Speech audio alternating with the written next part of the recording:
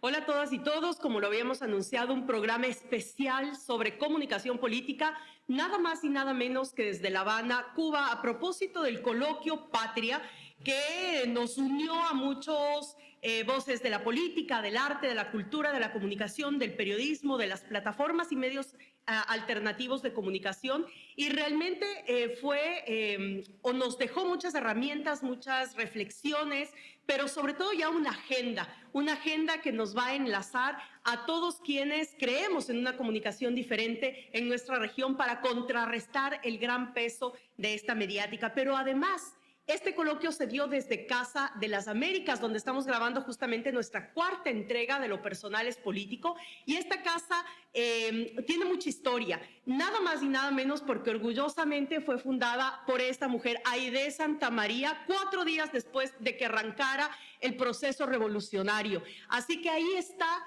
gran parte de la base, de la riqueza del proceso cubano, anclarse en lo más profundo de nuestro ser. Sin sentimiento, queridas y queridos, no podemos avanzar al día siguiente. El sentimiento es lo que nos mueve, ya sea la ira, la rabia, pero sobre todo el amor. Y el amor, ¿cómo se traduce justamente en la Casa de las Américas? Fue en esta unión de muchas voces de la región hablando sobre comunicación política.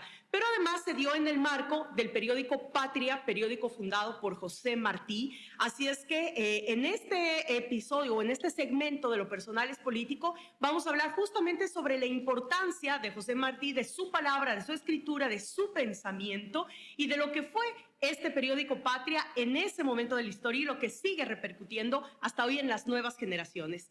Y como parte de esta construcción de las nuevas generaciones, tengo el gratísimo orgullo de decirles que estoy con uno de los grandes influencers de Cuba y de la región, con Pedro Velázquez, llamado en redes sociales como El Necio. Lo pueden ubicar justamente en Twitter, donde yo te sigo además en esa plataforma. Ya nos vas a comentar dónde más están.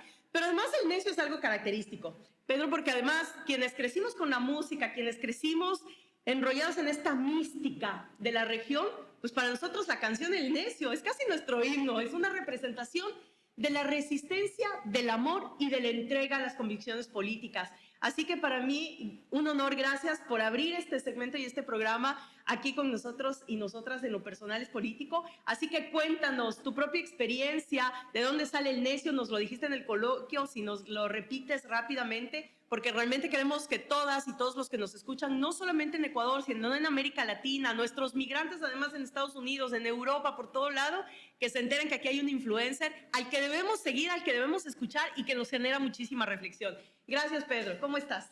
No, me encanta estar acá contigo, con esta alegría que transmites, y espero que este podcast lo podamos hacer para divertirnos y para querernos más, como tú mismo decías. No, que así sea. Cuéntanos, a ver, ¿por qué El Necio? ¿De dónde sale? Titular. Y tú nos decías que es un proyecto político más allá de la persona. Así que, ¿qué significa El Necio y por qué hacerlo? Desde Cuba. Pasamos muchísimo tiempo pensando en un nombre para el proyecto. Queríamos hacer comunicación política enfocada en los jóvenes y tratar de contar historias, tener comentarios, entrevistas como esta, disfrutárnoslo en cualquier parte, en una montaña, al lado de un campesino, de un obrero, remover las esencias de la cubanía y mostrarlas al mundo. Y dijimos, qué nombre, era como que no surgía nada. Meses, la gente puede creer, pero pasamos meses para encontrar nuestro nombre. Hasta que, bueno, la productora del proyecto, Arianna se llama, encontró un nombre, la posibilidad de redimensionar la canción El Necio, o sea, que es tan extendida, que es como decías, un paradigma de nosotros, un paradigma cultural del latinoamericano, redimensionarla a los nuevos tiempos y a las nuevas dinámicas de la comunicación. Entonces dijimos, bueno, El Necio, vamos a asumirlo, vamos a asumir la necesidad de saber quiénes somos, la necesidad de vivir sin tener precio, como dice el tema. No, y además de nuestro gran Silvio Rodríguez, que para muchas de nosotras y de nosotros es un referente, no solo de la música, sino de la política, del pensamiento. Tuvimos la oportunidad de compartir también con él. Ahí van algunas imágenes para quienes nos están siguiendo en cámara, justamente con Silvio, este encuentro maravilloso. Estuve con Silvio, y eso les cuento, hace algunos años cuando vine de visita, y le vine trayendo una máscara de Ayauma, que es nuestro diablo, ¿no? La máscara de diablo. Yo vengo de Otavalo, de un pueblo con mucha idiosincrasia, pero con una cultura potente, y el Ayauma es el que abre el que dirige la marcha, la fiesta, la protesta, es decir, el que va al frente. Interesante. Así que bueno, se lo pudimos dar también a Silvio, pero aquí viene algo muy protagónico, digamos, de este ser, ¿no? José Martí. Sí. Cuéntanos para ti qué es José Martí, porque además una de las cosas en las que yo me encuentro siempre en Cuba, especialmente en jóvenes, es ese empoderamiento del pensamiento de Martí. Cómo eso entonces ha influido, no solo en la política, sino en la vida de los cubanos, de las cubanas, y cómo eso se reprodujo a través de su palabra en el periódico Patria. Es que sin Martí no hay revolución cubana. O sea, hay personas y ciertos intelectuales que están tratando de separar esos fenómenos, el fenómeno Martí y el fenómeno revolución, y no existe, porque el pensamiento martiano fue lo que posibilitó la radicalización de un grupo de jóvenes que luego se lanzaron a la lucha. Y no estamos hablando solo de los jóvenes rebeldes que asaltan el cuartel Moncada y triunfan en la revolución. No, no, no. Desde antes, los jóvenes comunistas cubanos eran martianos. Mella era martiano, Mella, que fue asesinado en México. Villena era un martiano de nuestro Partido Comunista. O sea, quien funda el Partido Comunista de Cuba, Carlos Baliño, junto a Mella, también había fundado el Partido Revolucionario Cubano junto a Martí. O sea, que estamos viendo cómo el pensamiento martiano evoluciona, toma matices marxistas y entonces es génesis para todo ese pensamiento revolucionario de la época que termina en una revolución armada y no solo en el acto en sí de la revolución, sino en lo que vino después. O sea, la revolución no fue ese momento, ese estallido, sino la construcción a partir de ese estallido. Por eso en Cuba siempre decimos que la revolución no está terminada. Estamos en el proceso de hacer la revolución constantemente, porque es lo que vino, o sea, todos esos cambios culturales, todo lo que se necesitó hacer. Y desde el periódico Patria, desde la fundación del partido y de un medio de prensa para ese partido, porque había que hablar con los trabajadores, había que hablar con el exilio para poder convocar a esa guerra necesaria que Martí visionó. Y había que hacerlo mediante un periódico, por eso se funda Patria. Pero Martí no solo acaba aquí en la prensa, sino también en la posibilidad de hablarle a los obreros. Martí daba discursos a los tabaqueros para convencerlos. Martí siempre fue muy visionario en el tema de la comunicación. Oye, y así como Martí hablaba con los obreros, principalmente con el campesinado, es decir, con ese gran sector popular nacional para la transformación, pues en esta lógica de seguir revolucionando, ¿cómo revoluciona el necio en redes sociales desde Cuba para el mundo? Cuéntanos esa experiencia. Bueno, a ver, no sabría decir si somos revolucionarios. Yo creo que en Cuba somos pioneros de este modo de hacer, porque no se hacía comunicación digital en Cuba, no teníamos ni siquiera internet, el internet, los datos móviles, algo del presente cercano, pudiéramos decir, un poco antes de la pandemia del COVID-19, es que los cubanos comenzamos a tener datos móviles y comenzaron algunos proyectos, pero de maquillaje, influencers de fitness, o sea, estaban acaparando el mundo digital, pero nadie hablaba de cultura, nadie hablaba de sociedad y nadie hablaba de política. Y dijimos, bueno, vamos a hacerlo. Vamos a hacer que los jóvenes puedan hablar de política y puedan entender la política como la necesidad de buscar la justicia social, de la transformación. Entonces dijimos, vamos a hacer un proyecto de comunicación política. Pero bueno, ¿y qué? ¿Solo vas a hablar de revolución, de marxismo? No, no, no, no. Para nosotros política es todo. Porque el deporte es política, la cultura lo es. El entretenimiento también forma parte del escenario político. O sea, nosotros nos ampliamos, no nos circunscribimos en un solo tema, sino que nos ampliamos y tratamos de buscar intereses de nuestra comunidad, pero siempre enfocándolo en la política y en los elementos políticos que a nosotros nos interesa proyectar, que son aquellos llamados a la justicia social y al orden popular en el que creemos. No, maravilloso. Y yo te digo, realmente conversarlo contigo desde esta mística, desde este trabajo, realmente me parece que es sustancial. Así que yo quiero agradecerte porque contigo arrancamos este programa que, como les habíamos anticipado, va a tener algunas voces de hombres y mujeres que hacen comunicación, que hacen política desde la comunicación y donde la comunicación política es un tema transversal y fundamental para la transformación de nuestras sociedades. Así que ya saben, a seguir El Necio en redes sociales y agradecerte porque además quedamos con un pendiente. Nos vas a copiar, yo quedé fascinada solo del título porque dice influencers a políticos. Se pregunta justamente Pedro Velázquez en una compilación de escritos de hombres y mujeres que justamente hablan sobre este tipo de cosas, las plataformas, etcétera. Así que bueno, nos decía que hay muy poquitos ejemplares, pero nos lo van a mandar en digital para poder compartirlo con todas y todos ustedes, para seguir leyendo, saber qué pasa en la isla, cuál es la verdad de la isla hacia el mundo y no lo que necesariamente los medios de comunicación monopólicos nos dicen todos los días. Así que muchísimas gracias, Pedro. Qué gusto compartir este espacio contigo. Gracias a ustedes. El paradigma es este, lo que dijo Fidel. Al pueblo no se le dice cree, se le dice lee. O sea, la posibilidad de que entienda que en la capacitación, en la lectura, en el aprendizaje, y nosotros como elementos que tratamos de promover ese aprendizaje, ahí está la victoria nuestra. Maravilloso. Y para terminar este segmento, solo decirles, ¿qué ecuatoriano tuvo nexo con Martí? Nada más y nada menos que Eloy Alfaro, en uno de sus cumpleaños, le regaló un sombrero de paja toquilla a Martí, y Martí escribió: el bravo Eloy Alfaro es de los pocos americanos de creación.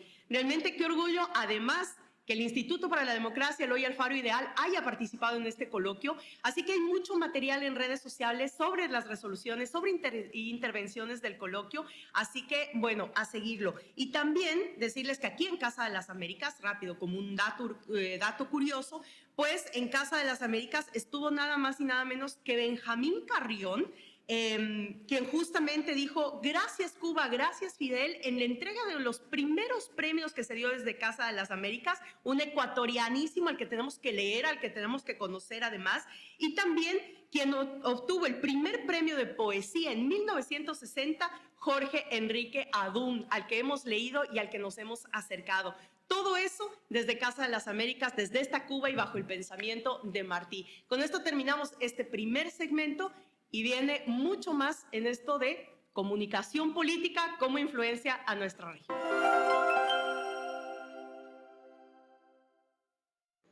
Un cacerolazo en Cuba. Esto es evidentemente una protesta contra el régimen castrista, una manifestación contra el comunismo. 140.000 personas en Francia, protestas en España, en Italia. Esto claramente es descontento por el encarecimiento de la vida, nada que ver con el capitalismo.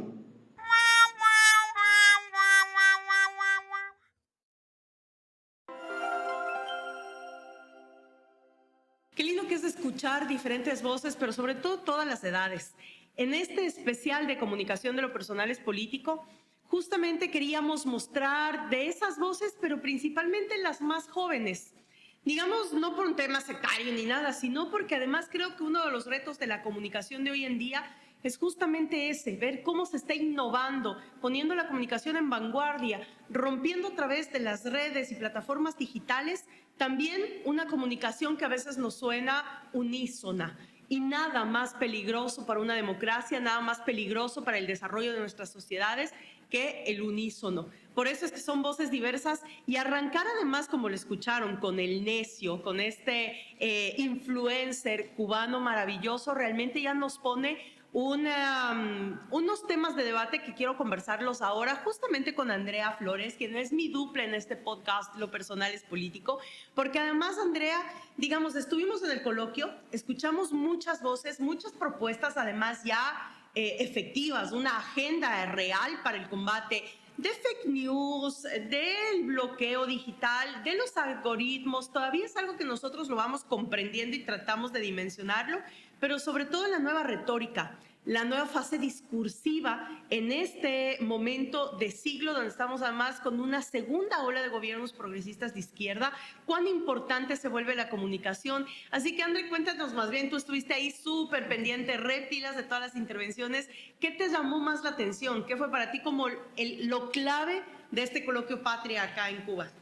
Híjole, un montón de cosas. Me volví doblemente fan del necio, sin duda, ¿no? O sea, no solo es un compañero que desde la comunicación está haciendo cosas súper interesantes, aparte cubano, ¿no? Con el cariño que una le tiene a cualquier compañero militante cubano. Brillante, aparte, unas intervenciones brillantes, bastante formativas, diría yo. Pero bueno, a ver, sin duda, lo que más a mí me impresionó, es mi primera vez en La Habana y me encanta. Siempre traigo cosas que presumir en este programa y ahora pues les cuento que estuve en la isla con Gabriela Rivadeneira. Entonces, lo más impactante, sin duda, del coloquio es el tema del bloqueo digital a Cuba.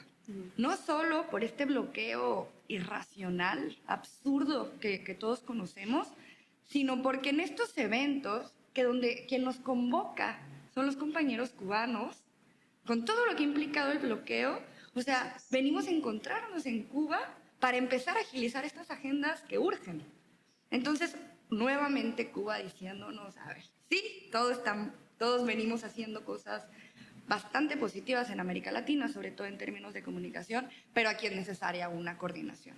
Óyeme, ¿no? pero además, el evento al que pudimos asistir en las escalinatas, que fue de otro mundo realmente, ahí es donde tú evidencias el bloqueo, ¿no? Porque es desde cómo los equipos, las herramientas para hacer un evento como ese, que ustedes lo pueden ver en redes sociales además, pero además la dificultad de poner todo esto, los expertos, quienes vinieron de otros países, Brutal, además ¿no? de manera profundamente solidaria, para montar un evento de esos. Los topamos en el segmento anterior, donde tuve el orgullo, y no lo digo con vanidad, sino con un profundo amor de entrevistar al presidente de Cuba, Miguel Díaz-Canel, y era eso, ¿no? Cómo esta solidaridad te desbloquea. O sea, la solidaridad como herramienta de desbloqueo, a pesar de un bloqueo inmoral, ilegal, inhumano que la isla vive por más de 60 años. Oye, de los temas transversales, además, decir, bueno, esa Cuba, tú dijiste ahora que es clave. El mundo se está perdiendo en Cuba. Y las campañas de desinformación que están recorriendo el mundo frente a Cuba es totalmente alejado de una realidad. Digamos, Cuba tiene muchas necesidades, pero son 60 años de bloqueo. 60 años en los que no puedes acceder no solamente a plataformas. Eso sería, en definitiva, el menor de los problemas que pasa la isla. Dificultad en acceder a medicinas, alimentos, es decir, un bloqueo que realmente significa muerte. Y acá esa desinformación, la desinformación que tenemos en nuestros países, en México, en Ecuador, de este bloqueo criminal es pasarlo a ver como que la isla fuera del dictador, como que la isla fuera de otra cosa totalmente lejana. Las fake news, ¿cuánto daño hacen realmente a la vida democrática de nuestros países? ¿Cuánto daño hacen? Y aparte, ¿cómo empiezan a marcar una narrativa que la gente comienza a repetir? La palabra también que me llevo de aprendizaje es irracional. O sea, repetimos discursos irracionales, argumentamos con líneas irracionales.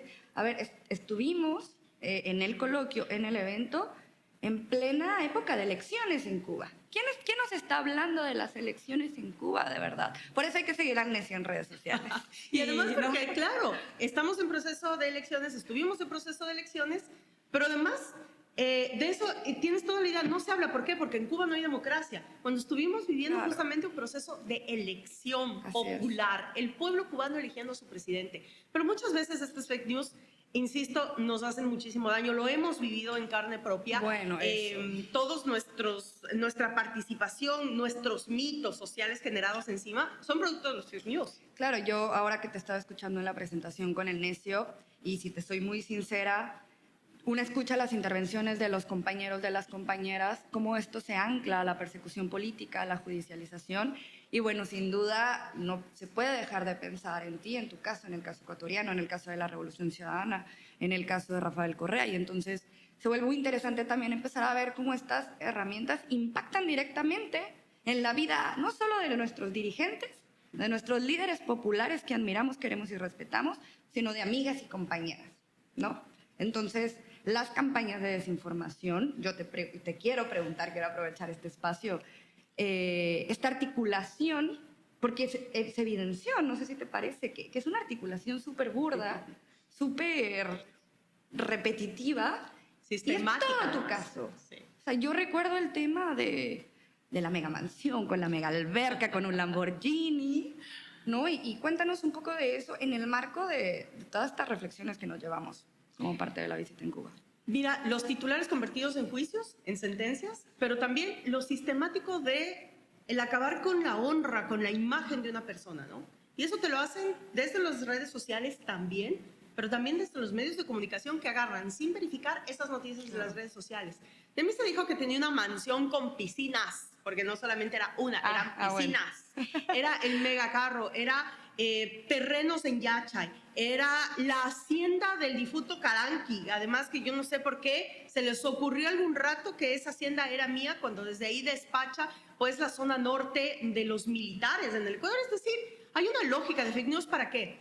Para joderte. Como saben que nosotros hacemos una política diferente, que no nos metemos a la política como un mecanismo de enriquecimiento como sí lo fue la derecha durante décadas en nuestros países, sino que para nosotros la política está transversalizada en nuestras vidas. La política es parte de nuestra actividad diaria permanente, del aprendizaje, del compartir, de la solidaridad. Para nosotros la política es el quehacer transformador de las cosas. Y como no podrán demostrarnos jamás actos de corrupción, porque eso es imposible en la vida de cualquiera de los dirigentes de la Revolución Ciudadana, pues entonces tienen que inventarse esto.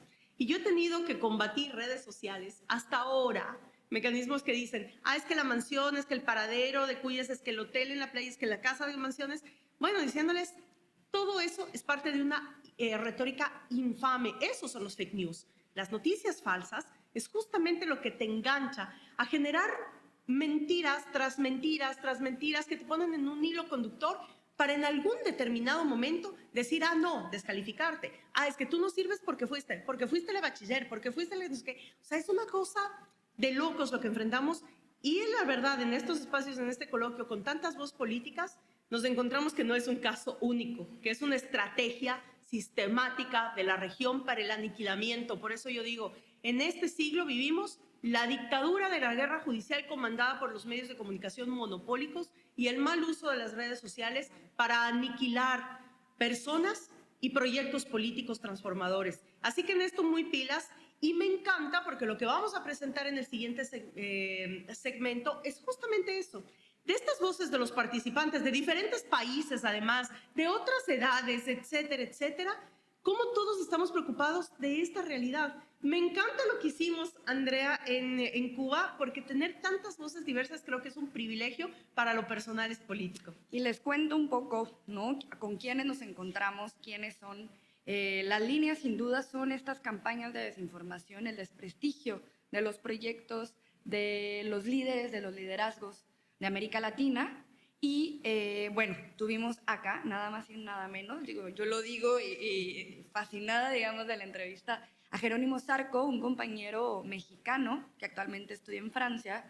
Ya nos comentará un poco más sobre su historia, pero un TikToker fabuloso, ¿no? Porque es un marxista teórico desde su juventud, desde sus 20 años, si no me recuerdo, me dijo que cumplía, y que nos está formando todo el tiempo a partir de la plataforma de TikTok. Vamos a tener también a Bruno Lonati, que es un compañero argentino, cordobés, una maravilla, yo me muero de risa de verdad de escucharlo, brillante, con unas intervenciones brillantes dentro del coloquio y en el diálogo, ¿no?, generado en las dinámicas que aquí tenemos. Y por último, para cerrar, aparte con un caso tan concreto, pero aparte que ella, igual, desde su juventud, desde que es una persona divina, vocera, ¿no?, activista digital, Amafe Carrascal, compañera colombiana, congresista por el Pacto Histórico, que también es interesantísimo, y aquí ecuatorianos, yo a veces ya me asumo como ecuatoriana para que no me hagan mucha plática, me preguntan todo el tiempo, pero estas similitudes que existen entre Colombia y Ecuador,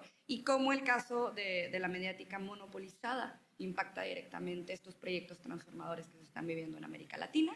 Así que quédate, que podrás escuchar a 3 compañeros increíbles y una compañera, una juventud excepcional y compañeros militantes que queremos y adoramos en este espacio. Vamos entonces y escuchamos a Bruno Lonati en este segmento, nuestro primer invitado para hablar de la comunicación política en nuestro continente.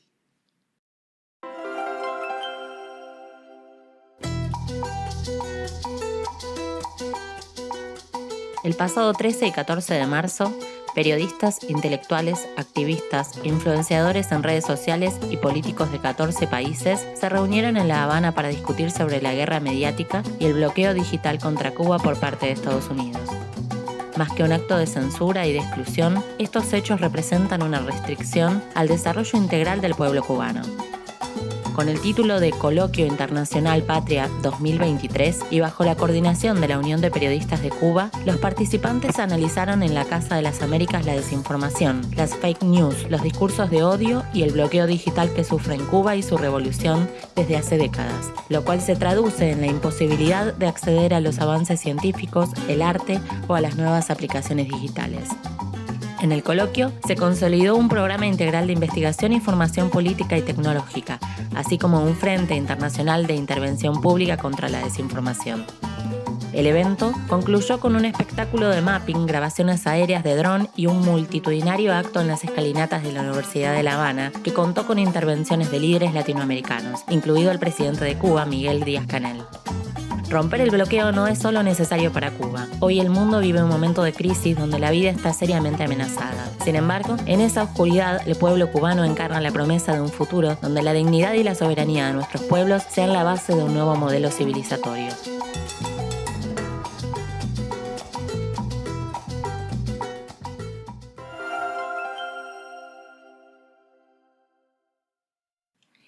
Como les decía en el coloquio Patria, escuchamos voces que realmente nos dejaron reflexionando sobre la profundidad del debate político, pero sobre todo cómo esto llevarlo hacia los medios de comunicación, hacia las plataformas digitales, hacia la nueva comunicación. Y ahí nos encontramos, y para mí fue realmente grato escuchar a Bruno Lonati, que viene desde Córdoba, Argentina, estudiante de Derecho además en este coloquio, que es un influencer al que también les recomendamos seguir en redes, porque definitivamente es ahí el espacio de la disputa de los sentidos. Y justamente en ese marco, cuando Bruno estaba exponiendo en el coloquio, arrancaba con una cuestión que parecería superficial, pero que tiene mucha profundidad en los simbolismos y cómo los simbolismos te van marcando retóricas, ¿no? Decíamos, bueno, nos enseñaron que todo tiene que ser por la derecha, por lo diestro, todo lo correcto. Y bueno, por lo zurdo, pues lo que estaba mal, lo que no servía, etcétera. Y me encantó esa reflexión sobre el tema de la izquierda, de lo zurdo. Así que cuéntanos, Bruno, arrancando desde esta pequeña reflexión que nos hiciste en el coloquio, en una intervención muy interesante, ¿cómo es entonces militar desde la izquierda en las nuevas plataformas, en este nuevo mundo de la comunicación? Perfecto, bueno, muchas gracias por la invitación. Primero es un gusto estar acá con ustedes en este lugar hermoso y en esta plataforma que tienen ustedes y que comparten. Sí, yo empecé desde ese lugar principalmente porque entiendo que estos símbolos no son aleatorios, por supuesto, y tienen un peso muy importante también en cómo piensa la gente a posterior. Yo creo que todos y todas nosotros estamos fuertemente influenciados por el neoliberalismo, nuestra forma de hacer política, y eso es una realidad. Estamos atravesados por el individualismo constantemente. Tenemos que hacer un ejercicio de dudar de nosotros mismos muchas veces, y eso es muy complejo en la sociedad actual, y más para quienes somos militantes, ¿no? Porque encaramos una construcción colectiva que va mucho más allá de nuestras propias individualidades, y por eso tenemos que dudar de nosotros mismos, de cuáles son nuestros intereses, de por qué estamos haciendo lo que estamos haciendo. Entonces yo, desde ese punto de vista, encaré desde mi organización, desde mi militancia concreta, que está en las células universitarias de la Juventud Comunista Argentina, encaré una construcción en redes sociales, como una experiencia previa, individual, pero encarada desde lo colectivo en cuanto a las aspiraciones que teníamos de llegar a los más jóvenes, como somos nosotros. Yo empecé siendo estudiante secundario en ese momento, hace 3 años, teniendo 17 años en ese momento, 17, 18 años.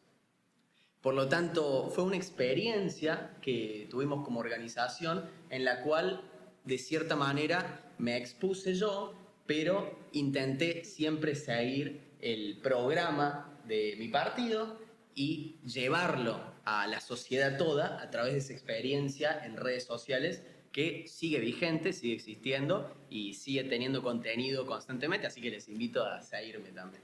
Oye, hablando del tema de redes sociales, digo, hay muchos jóvenes que se insertan en las redes sociales, que tratan además de buscar ser influencer, porque es un tema también de moda, ¿no? Es como entrar al espectáculo también de las redes sociales y muchas veces eso vacía el contenido, te vacía el debate.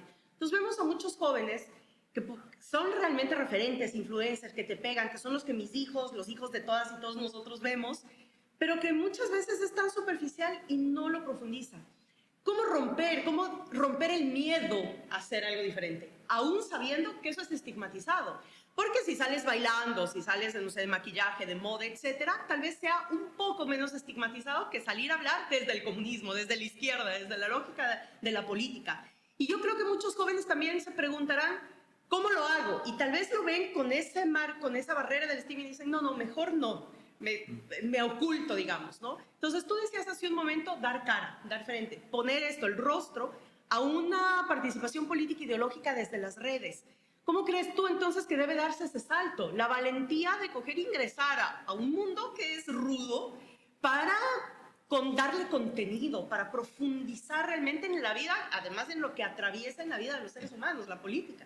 No, completamente. Sí, es una decisión difícil, es una exposición a la cual se termina presentando la persona, al fin y al cabo.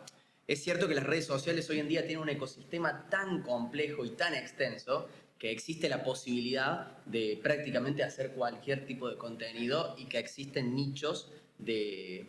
No me gusta usar este tipo de palabras porque estamos usando paradigmas distintos a los que tenemos nosotros, pero de consumo. Existen nichos de consumo de diversos tipos de contenido.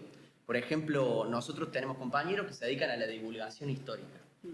Y es algo muy interesante porque son videos, transmisiones en vivo en realidad que quedan grabadas, que llegan a durar 3 horas, 4 horas, clases.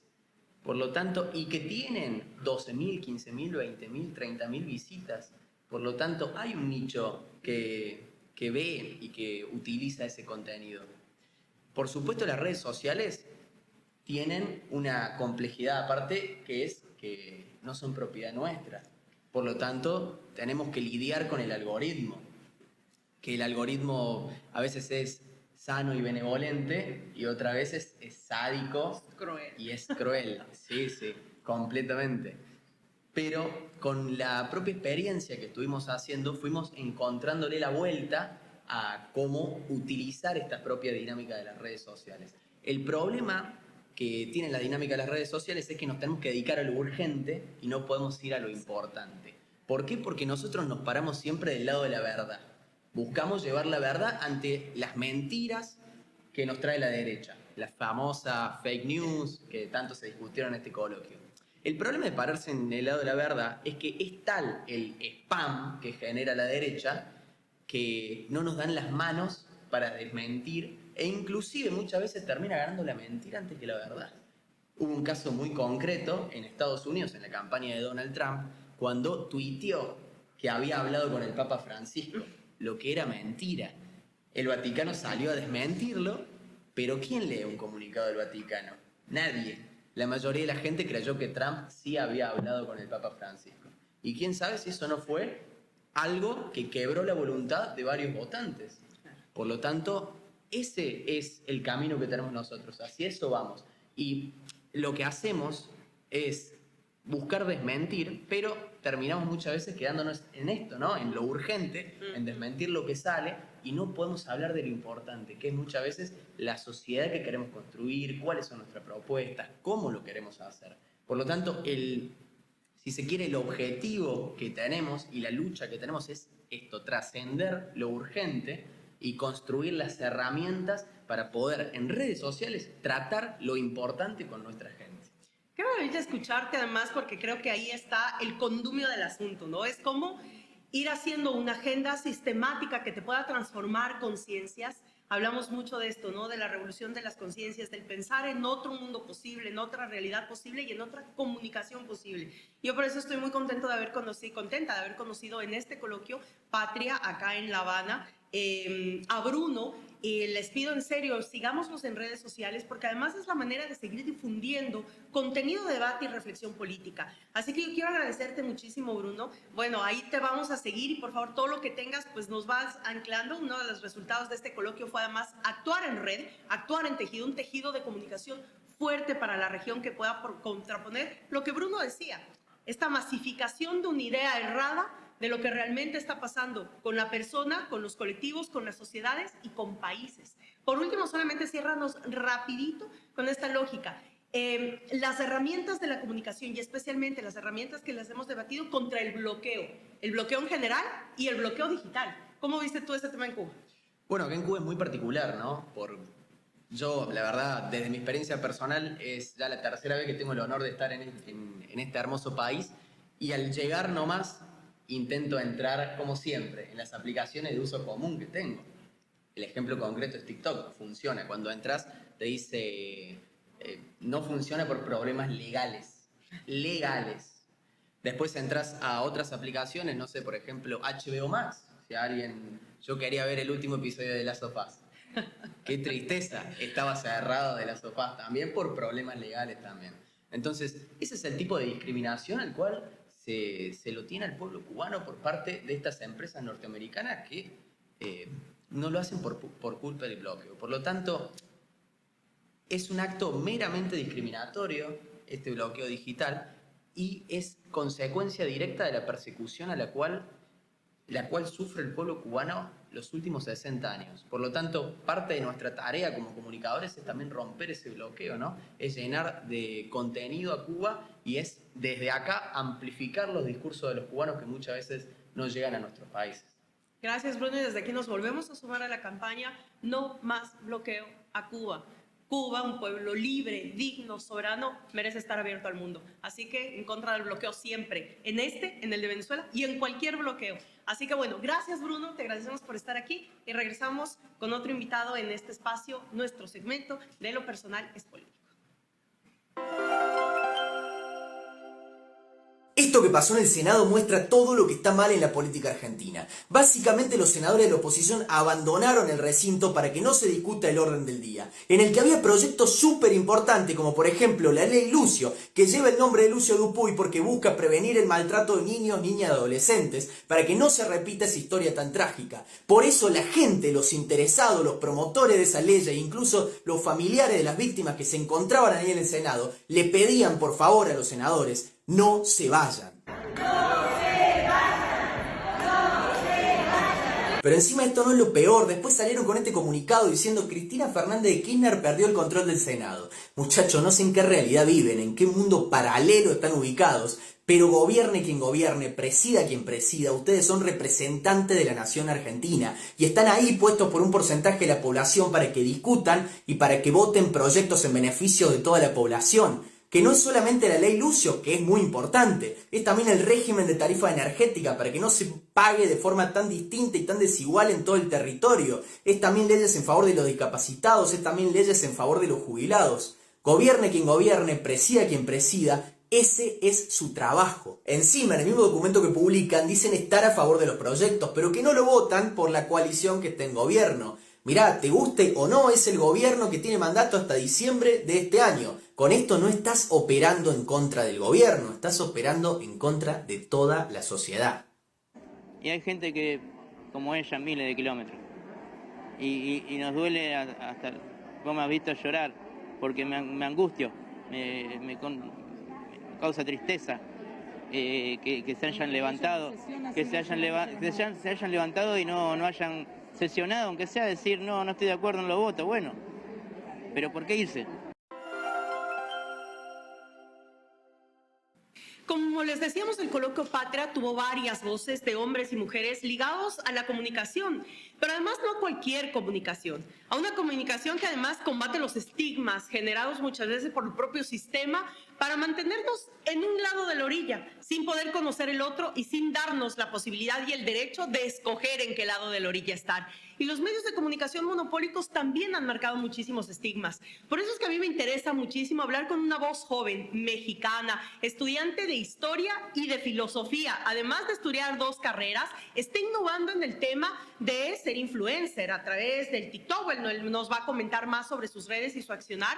Porque lo que nos interesa muchísimo con este joven brillante del cual soy fan, yo quiero que mi hijo, mis hijos, los hijos de todas y todos, pues podamos escuchar más a Jerónimo, es justamente Jerónimo Zarco, quien nos acompaña, porque me interesa muchísimo, Jerónimo, tú dijiste en el coloquio y en tu intervención que es hora de poner a la vanguardia el mensaje político para resignificar el debate también y principalmente a las nuevas generaciones. Así que dinos tú cómo ha sido desde la juventud, desde esta nueva experiencia, además comunista, marcando debate político, línea política. ¿Cómo es para ti la vanguardia de las herramientas de la era digital para las nuevas generaciones? Bueno, pues muchas gracias primero por la invitación, te agradezco mucho. Y nada, pues sí, o sea, durante el coloquio hemos estado platicando justamente de cómo vamos a utilizar las herramientas de este nuevo siglo para no solamente tener un mensaje político, sino también me parece muy importante mencionar que necesitamos un proyecto político claro, contundente. Yo creo que esa es la significación más importante de la vanguardia en este sentido de la palabra.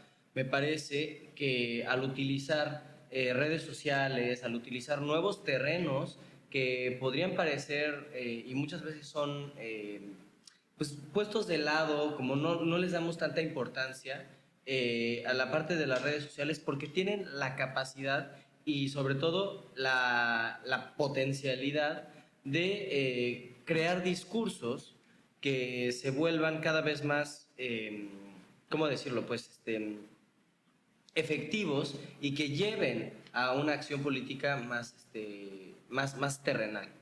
Tú estás en la universidad y en tu entorno de compañeros y compañeras de la U, me imagino que también te preguntan, oye, ¿y cómo es que tienes una línea? Porque muchos dicen la línea radical dentro de la comunicación, ¿no? Para nosotros es una forma de seguir educando, de seguir compartiendo, de seguir socializando. Pero ¿cómo ha sido para ti confrontarte también con esa realidad del que no todos hablamos de política, del que no todos nos involucramos y de que tú estás en medio de un salón donde seguramente muchos de esos compañeros y compañeras pues también tienen estas contradicciones de la ideología de la política y de la comunicación? Bueno, pues decíamos, o sea, realmente mi actividad en redes sociales yo creo que sí muchas veces puede ser extraña, o sea, muchas veces como que la gente me interviene, tiene muchas preguntas, pero creo que simplemente es una manera, pues, sí, estigmatizada justamente, incluso también muchas veces se considera anticuada, pero creo que también tenemos que renovarla, ¿no? Tenemos que renovarla. Como siempre, en la historia del movimiento comunista internacional, siempre se han utilizado los medios, en todo el sentido de la palabra, medios de comunicación, pero también las herramientas que tienen disponibles en la época para hacer la militancia, ¿no? Entonces, en su momento, pues se utilizaba la prensa, en otros momentos se utilizó la televisión, las otras maneras de difusión masiva como la radio, que fue muy importante particularmente en la Revolución Cubana. Pues yo creo que tenemos que aprovechar justamente estas nuevas herramientas que nos dan, incluyendo sus contradicciones, porque también estas herramientas no son perfectas y pueden volcarse contra nosotros en cualquier momento, pero creo que es una manera de continuar una línea comunicacional para la difusión, el pensamiento y también la incitación a la práctica y a la organización en el comunismo. Entonces, sí, supongo que podrá ser extraño, supongo que podrá ser innovador en ciertos sentidos, pero me parece que es también natural que nosotros, los militantes, nos adaptemos a las condiciones en las que vivimos, en el contexto histórico en el que vivimos y, por supuesto, en las herramientas que tenemos. ¿Cuándo te encontraste tú con el comunismo? ¿Qué experiencia y qué momento de tu vida dijo, esta es mi línea? El comunismo, la izquierda, es decir, toda esta nueva retórica y por qué la necesidad de transmitirla. ¿Cuándo fue ese momento en el que Jerónimo se engancha con su identidad política? Mira, fíjate que yo siempre he venido de una familia de izquierda, siempre, pues bueno, en mi familia todos fueron militantes del PRD en su momento, cuando llegó, cuando se fracturó el partido y empezó Morena, pues siempre apoyaron a Andrés Manuel. Pero pues yo me comencé a involucrar mucho en la cuestión de la ecología, porque cuando yo tenía como 15 años comenzaban estos grandes movimientos en todo el mundo de jóvenes que nos estábamos involucrando sobre, pues sí, o sea, para empujar, para reformas que pudieran llegar a hacer con más conciencia ecológica, pero poco a poco se fue radicalizando el movimiento. Poco a poco yo individualmente me fui radicalizando, las personas con las que frecuentaba, comenzamos a separarnos, por ejemplo, de Fridays for Future, que era la gran organización que estaban pasando. Y entonces, pues me comencé a dar cuenta que no solamente es una cuestión de reformas, sino que simplemente el sistema, el modo de producción capitalista, tiene esta tendencia, como dice Marx, a no solamente destruir al hombre, pero también a la naturaleza. Entonces, bueno, llegó la pandemia, las contradicciones económicas empeoraron, muchísimos países que ya estaban en una situación muy difícil se fueron todavía peor, particularmente Cuba, que pasó un momento terrible, pero también incluso en mi México, en nuestro México, y en Latinoamérica, pues, o sea, había esta contradicción entre voy a salir a la calle a comer y arriesgarme a morir. O sea, no me parece, o sea, incluso desde un punto de vista estrictamente moral me parece algo horrible, ¿no?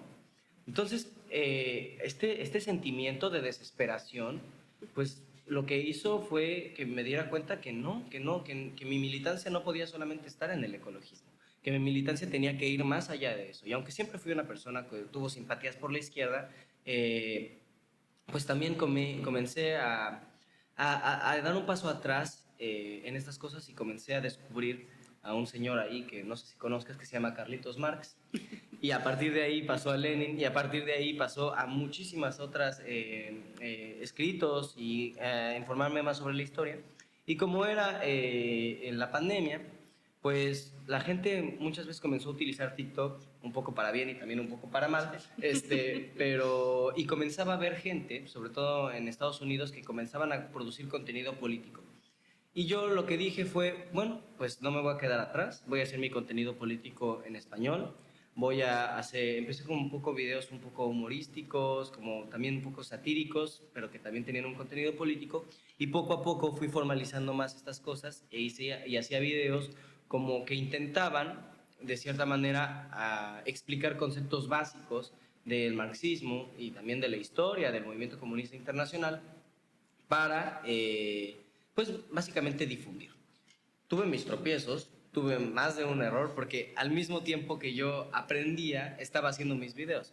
Hoy en día ya soy una persona mucho más formada, que pues ya tiene militancia y no solamente pues ímpetu por leer o lo que sea.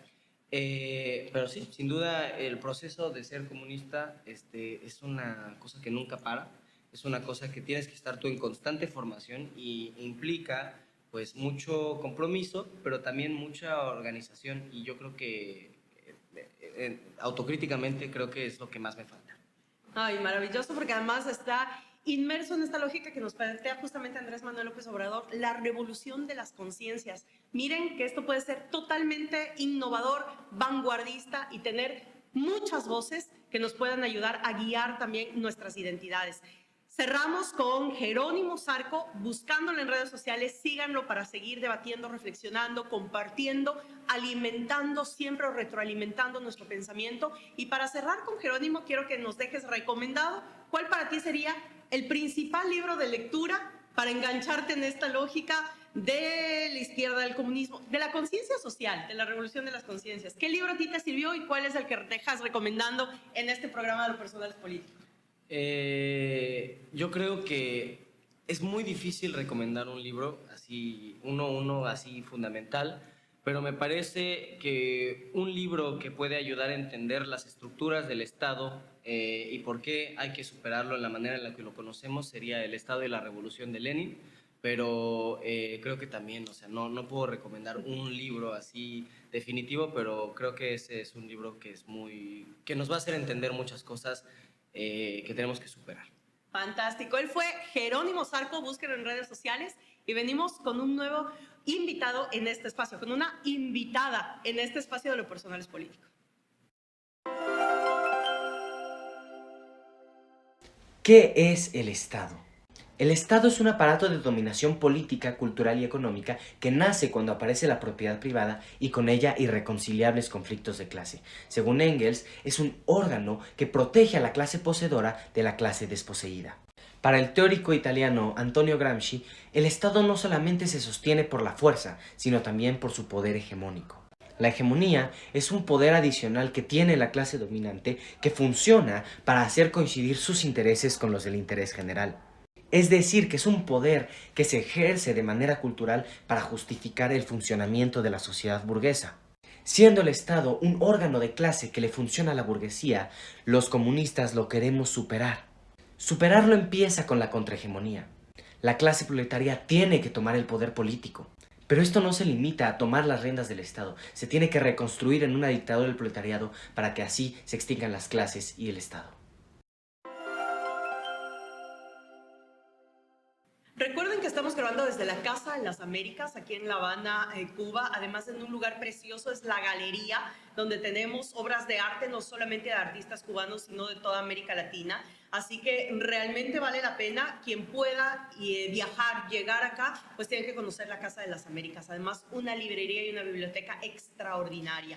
Y para seguir generando pensamiento, estas líneas, pues me encuentro ahora con una amiga que la queremos, hermosa, bella, que le está disputando todos los días en Colombia, a Mafer Carrascal, que además me interesaba mucho hablar contigo. Bueno, tendríamos que hacer todo un programa para hablar de las experiencias desde la militancia a lo político, lo público, además, todo lo que eso significa. Hablábamos hace un rato sobre todo este tema de los fake news, que además a todos en la región, a todos nosotras y nosotros quienes estamos militando desde la izquierda y desde el progresismo, pues hemos padecido realmente fake news que luego se convierten en procesos judiciales, así de simple. Así que bueno, hay mucho por debatir y eso también fue parte del coloquio del que acabamos de participar. Pero Mafer, arranca contándonos eso. ¿Cuál es tu paso desde la militancia joven, además feminista, mujer, desde la juventud, al espacio de lo público? Porque digamos, todo es político, pero al espacio de lo público, y desde lo público buscar mecanismos de comunicar lo que estamos haciendo. ¿Cómo ha sido para ti este paso y lo que estás haciendo? Cuéntanos. Oiga, qué gusto, antes que nada, encontrarnos acá, en este lugar, en esta ciudad y en este lugar tan llenos de historia. La última vez que nos vimos fue en Argentina. Y qué lindo poder compartir tantos espacios desde la militancia de nuestras ideas progresistas, de izquierdas y por América Latina en tantos espacios. Ha sido un camino largo, más o menos unos 13, ya 14 años de militancia, desde el activismo, desde la defensa de derechos humanos. Le contaba yo ayer a los participantes y las participantes del coloquio que me he dedicado de alguna manera desde ese activismo a llamar la atención de los medios de comunicación y de las redes sociales a través de los repertorios de la acción colectiva, a través de la creatividad, ¿cierto? De juntarnos. La juntanza siempre ha sido fundamental en todos esos procesos para defender las causas justas. Correcto. Y más en un país que tú bien sabes, hemos llegado tarde como gobiernos populares a esa ola tan magnífica y tan interesante que se dio en América Latina, con Chávez, con Néstor, ¿no? Pues obviamente con Fidel, que fue además un faro ideológico para toda América Latina y para el progresismo en toda nuestra región, de Evo, de esa época del ALBA, pero además de una bonanza. Había una bonanza no solamente de las ideas, de las ganas, sino también económica. Y eso es una realidad. Hoy llegamos en Colombia a hacer un gobierno, a construir un gobierno popular en una escasez, si se quiere decir así, no solamente en la región, sino a nivel mundial. La crisis en Europa, la crisis entre Rusia y Ucrania, esta guerra que ya lleva un poco más de un año, nos ha golpeado. Somos un país agrícola, pero como tú bien sabes, no tenemos monómeros, no estamos produciendo abonos, no estamos produciendo materias primas, fertilizantes para la agricultura, y eso nos ha encarecido los alimentos de una manera impresionante. Cruzado más por el conflicto armado. Así es, cruzado con el conflicto armado, con las disidencias, porque Iván Duque llegó al poder diciendo que iba a acabar, a hacer trizas la paz, y eso fue lo que hizo. Y entonces esa falta de implementación, la falta de garantías para quienes decidieron firmar los acuerdos de paz, pues nos llevaron a tener hoy unas disidencias, y el conflicto en Colombia no se ha acabado. Seguimos como en México y como en toda Latinoamérica y el mundo atravesados por el narcotráfico como un negocio que nos deja una cantidad de sangre, pero además le llena los bolsillos a unos muy pocos, con quienes también financian a los políticos tradicionales en nuestros países. Eso es una realidad. Entonces, en esa situación es donde venimos a construir este gobierno popular. Muy compleja, muy, muy compleja. Ese paso, a mí en lo personal, en mi trabajo, en mi equipo de trabajo, lo hemos hecho con muchas ganas, con mucha esperanza, con mucha alegría, con mucha creatividad, trayéndolo de todas, digamos, las herramientas que hemos aprendido a nivel comunicacional del activismo, los estamos trayendo a la política, lo estamos mostrando, lo estamos haciendo diferente, con una estética distinta desde las izquierdas. Es verdad, pero eso no quiere decir que las circunstancias no sean difíciles. Entonces, estamos tratando de hacer... Son aún más complejas. Son más complejas, muy difíciles, ¿no? Tú sabes, también Colombia es un país de 50 millones de personas donde los medios están en manos de 3 o 4, que son banqueros, que son los grandes conglomerados empresariales que tienen, básicamente son los dueños de todo el país, y a quienes les estamos tocando muchos callos porque empezamos a hacer las reformas sociales que le prometimos al país. 11 millones y medio de colombianos votaron por Gustavo Petro y por Francia Márquez, esperanzados en que esas deudas históricas van a ser saldadas.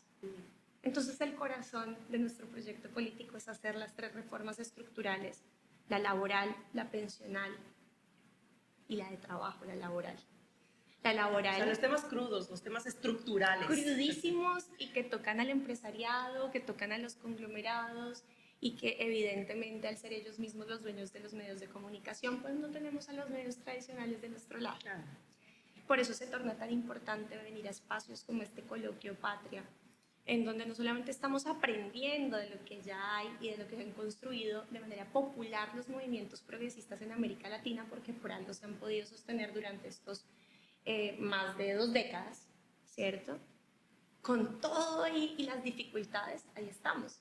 Y lo único que nos sostiene es esa unidad, es la única manera. Por eso me parece tan importante que aquí nos articulemos, que nos enseñen cómo lo han hecho y sobre todo hacer el mismo llamado que les he hecho todos estos días, y es que no nos dejen solos y no nos dejen solas, porque no está siendo fácil, no va a ser fácil y viene lo más duro, que es sacar adelante nuestras reformas.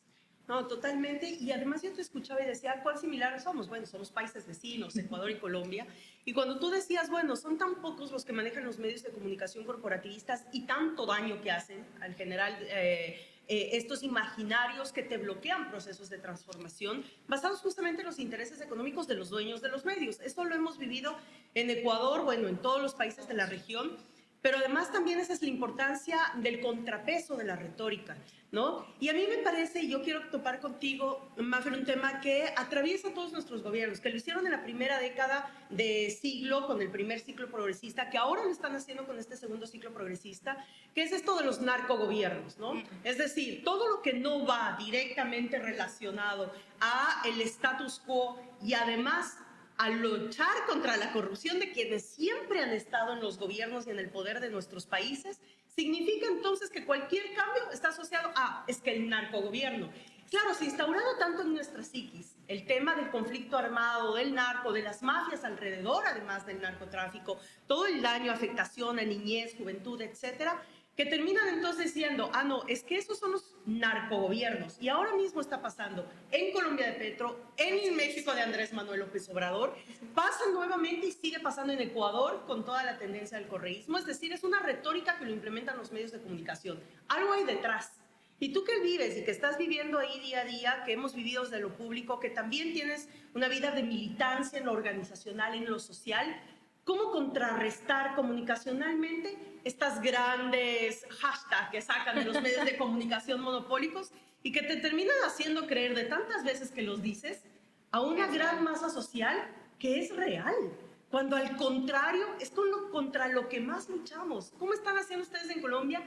Y anclado a eso, ¿qué dirías tú al Ecuador, a ese vecino país tuyo que tienes al sur, al Ecuador sobre este tema, ¿no? De los grandes imaginarios que son contradicciones al fin mismo, al propio desarrollo de los pueblos. Como bien lo dijiste, necesitamos contrarrestar las narrativas, pero no es nada fácil. Yo creo que debe haber una mezcla entre lo analógico y lo digital. Definitivamente nosotros no podemos dejar perder de vista que lo analógico e ir al encuentro con la ciudadanía es lo que nos ha llevado al poder. Perder el contacto con la ciudadanía, es decir, perder la movilización social, es un grave error. No lo podemos perder. Y cuando yo hablo de movilización social, no solamente hablo de salir a marchar, no solamente hablo de llenar calles, yo hablo de salir al encuentro, de hablar en los taxis. Seguimos en campaña. Nosotros no podemos olvidar que siempre estamos en campaña permanente. A veces se nos olvida porque creemos que estar en campaña solamente es salir a pedir un voto. No es. Necesitamos mantener a la gente conectada con nuestros discursos, mantener a la gente conectada con las peticiones que fueron las que nos llevaron al poder, porque si no, no hay legitimidad. Porque por lo menos en Colombia nosotros tenemos hoy una bancada interesante, una bancada de 50 hombres, 51 hombres y mujeres del pacto histórico, de la coalición del pacto histórico, que somos 5 partidos, entre los que está mi partido, el partido del presidente Gustavo Petro, que es la Colombia Humana. Sin embargo, hay otros partidos que se han venido juntando por acuerdos y somos bancada de gobierno. ¿Sí? Pero nosotros debemos ir mucho más allá. Nosotros necesitamos que la gente entienda que si llegamos allá fue por un paro que además fue muy, pero muy violento de lado y lado. Fue muy violento, la gente salió a las calles, la gente estuvo en las calles y la gente fue y depositó su voto. Los 11.5 millones de colombianos que depositaron su voto necesitan estar conectados con las reformas, porque hoy no somos mayorías, a pesar de que tenemos esos 51 hombres y mujeres, no somos mayorías en el Congreso. Y esa bancada de gobierno ampliada puede ir variando, eso es una realidad. Entonces, si nosotros no estamos conectados en la calle, si la gente no entiende qué es la reforma laboral, qué es la reforma a la salud, qué son la reforma a las pensiones, qué es la paz total que quiere el presidente Gustavo Petro y más que el allá del país quiere, escándalo. más allá del escándalo y de los titulares, no va a haber quien defienda esos proyectos. Correcto. Entonces, en el taxi, en la peluquería, como lo hacemos y lo sabemos hacer los sectores de izquierdas, que estamos conectados muchas veces manzana a manzana llevando un periódico, pero más allá de eso es la emisora comunitaria, porque sí, estamos en las redes sociales, para mí es un mundo que no debemos descuidar, por eso digo, lo analógico afuera y lo digital allá es un mundo donde la gente intercambia cualquier cantidad de tipo de relaciones, de servicios, de productos, de cantidad de información y que hay que estar ahí, hay que ocupar todos los espacios. Esa es la política anfibia de la que hablo en mi libro que te comentaba hace un rato, lancé el año pasado, durante la campaña, y nosotros no podemos dejar perder de vista que todos los espacios hay que ocuparlos. Entonces estamos allá, estamos acá, hablamos en la panadería, en la cafetería, en el restaurante, en la mesa de la casa, Desde el curul a la plaza, tal cual. Literalmente, todo el tiempo estamos hablando de eso, pero además tenemos que tener mucha imaginación. Los más jóvenes, Gaby, yo creo que sí están muy interesados en la política, hablan todo el día del cambio climático, hablan de la diversidad sexual, de pensamiento. Para ellos muchos de estos incluso ya no son debates. Estos más jóvenes están desideologizados porque les metieron en la cabeza que la derecha, que la izquierda, que quien hable desde ahí, desde lo ideológico, es un sectario. En Colombia les dicen mamertos para descalificarnos, nos dicen mamertos. Cuando tú hablas de teoría política, cuando hablas de autores, cuando traes a colación discursos de las personas que han cimentado ideológicamente nuestros sectores, entonces te descalifican. Y los más jóvenes ven en esto algo, tenemos que volver a ideologizar, tenemos que volver a teorizar, tenemos que volver a llenar de contenido, sin que esto quiere decir que vamos a volver duros. Exacto. Las piezas y lo que comunicamos, al contrario, ahí es donde tenemos que tener mucha imaginación, porque las derechas con 2, 3 postulados, mamertos, castrochavistas, lo repiten muchas veces, es fácil, cala, pero nosotros tenemos mucho contenido, tenemos una diversidad, muchos pensadores, mucha gente haciendo todo el tiempo sus doctorados, investigaciones en universidades, tenemos centros de pensamiento, semilleros. Y desde el arte también. Y desde el arte tan rico de nuestros pueblos. Y no a veces decimos, hay contenidos, ¿dónde? Hay que crearlos. No hay que crearlos, están ahí. Todo el tiempo nuestros pueblos, nuestros pensadores, nuestros académicos, nuestros artistas están generando contenidos. Nuestro reto está en saberlos comunicar y por dónde los debemos comunicar. Que eso también tiene que ser estratégico. Yo no sé si para mover masas, Gaby, pretendamos que esas masas se lean papers de 20 páginas. Yo creo que no, Por ahí no es. Exacto. Si los jóvenes están comunicando de una manera, tenemos que aprender a comunicarnos de esa manera. Y además resignificar lo que implica ser político o política. Yo esto lo digo, este ha sido como mi mantra, sobre todo en los últimos meses. Yo soy una mujer de 33 años, una mujer joven, ¿sí?, que quiere salir, bailar, disfrutar. Lo hago. Voy a conciertos, disfruto de la cultura, de la música y la gente me ve al lado como cualquier persona. En Colombia por temas de seguridad a veces es complejo, pero tenemos que empezar a desmitificar, ¿no? Los políticos, no sé cómo pasa en Ecuador, pero en Colombia es como el héroe, la heroína que se la sabe todas, que no se equivoca, que no acepta una culpa y que además no tiene vida social, ni familiar, ni personal. Por eso es que nos endilgan responsabilidades que no tenemos. Muchas veces tenemos unas responsabilidades en lo público y en lo colectivo, pero no somos inmortales. Y además de eso se trata, por eso este programa lo denominamos Lo Personal es Político, porque justamente es como nos atraviesa, y principalmente a las mujeres. Así que bueno, ese es Mafer Carrascal, buscamos en las redes sociales. Y solamente Mafer, ¿cómo se llama, cómo se titula tu libro y dónde lo podemos encontrar? Bueno, se llama Más allá de la indignación. Están todas las librerías en Colombia. Si lo quieren fuera de Colombia, en ebooks, en buscalibre.com. Y en ebooks también está, si no estoy mal. Maravilla, en línea está. Lo vamos a buscar y a todas y todos a leer, justamente a empaparnos, a comprender, a reflexionar, pero sobre todo a seguirnos organizando y movilizando. Gracias, Mafer, un abrazo grande. Fuerza Colombia, fuerza Colombia humana, fuerza Petro, fuerza a todos ustedes. Y bueno, y la lucha continúa en esta gran patria y en este largo camino aún por recorrer. Con nosotros estuvo aquí, para Lo Personal es Político, Mafer Carrascal. ¿Cuántos de ustedes y cuántas de ustedes han tenido tristeza, como incapacidad de poder tomar decisiones? Tal vez le llaman ansiedad, algunos le llamamos cada vez más depresión. Problemas de salud mental es lo que vive esta generación, pero que además ha sido la generación, ustedes han sido la generación capaz de nombrarlas. Son capaces de decir cómo se sienten. Son capaces de identificar qué es lo que está pasando y cuáles son las consecuencias de que en un país como este estemos tan precarizados y tan precarizadas a nivel laboral. 16.4% es el desempleo de los jóvenes en este país. Yo soy Mafe Carrascal, soy representante a la Cámara por Bogotá del Pacto Histórico desde la Comisión Séptima de la Salud. Hago parte de esta comisión orgullosamente porque es la Comisión de la Protección Social, porque es la comisión por la cual van a pasar las reformas más importantes para este país, para nuestro proyecto político, para los jóvenes, para las jóvenes que quieren decidir cuál es su proyecto de vida, que quieren decidir si van o no van a la guerra. Y por eso defendimos con nuestra bancada el Servicio Social para la Paz en contra del servicio militar obligatorio. Y por eso seguimos defendiendo los derechos sexuales y reproductivos, que no pasan solamente porque el servicio de salud nos atienda, sino que también pasa por proteger a quienes sí queremos maternar. Y no podemos realizar nuestro proyecto de vida si la salud mental de los jóvenes y de las jóvenes se ve tan afectada por esa precarización laboral. 70% de los jóvenes y de las jóvenes en Colombia tienen algún problema o alguna enfermedad de salud mental.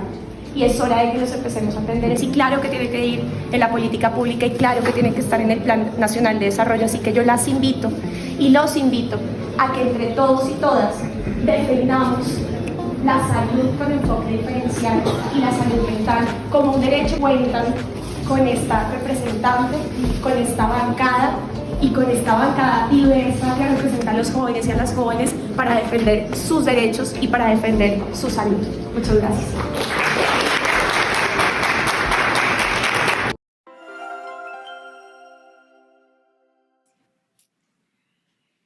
Espero que tanto para ustedes como para mí, que ha sido absolutamente enriquecedor escuchar realmente a Bruno Lonati, a Jerónimo Zarco, a Mafer Carrascal, haber arrancado con El Necio, realmente ver cómo se está innovando, revolucionando este mundo digital que puede ser muchas veces muy cruel, muy duro, muy brusco. Y cómo también desde la construcción de nuevas retóricas, insisto mucho en esto porque además traigo una de mis frases favoritas de Martí: amor con amor se paga. Realmente también esta solidaridad, este amor, esta conciencia, trasladarlo a esta era de la comunicación y de lo digital me parece fundamental. Así que los acabamos de escuchar. André, ¿qué sensación te causó? Yo estoy así como enamorada realmente en este momento. Chicos fantásticos, jóvenes, con una seguridad y una solvencia que realmente es envidiable. Me encantan, me encantan.